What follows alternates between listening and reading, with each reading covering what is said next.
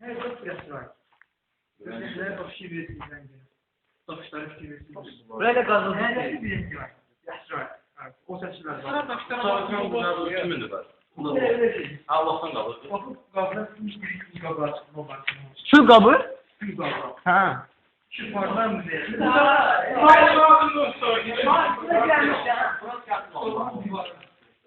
Bak kim yönetmiş? Kim yönetmiş? Ayak bir tane baba. Bağlısın. Kim kesmişsin lan? Gel kardeş yapsın. Bu da davranıyor. Yok, kör boşalttı karnı.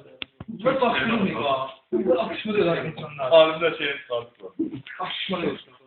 Baktım, geldi. Geldi bak o. O yönümüz var iyi. O geldi.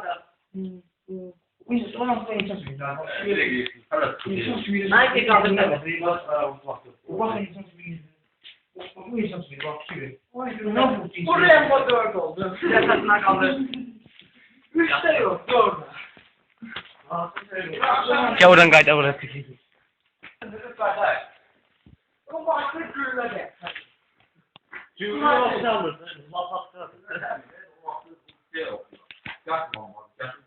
Bir de orası ne diyorsun? İrit seçinci bir... Yarım saatte bir operasyon diyor. Uğraşmaya bakalım. Kim ötürü? Nasıl dəhşi oldu, kuramazsın, sen şeyine bana vurdun. Tamam. Tamam, tut böğründe yaptığını aytarma. Bu tersi yaptı. Üç tane kim yapıyor? Olan o.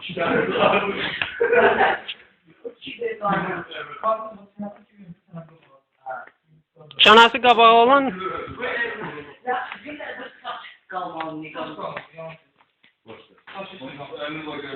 ya da ki vaxtı keçal o bulan arvadlar.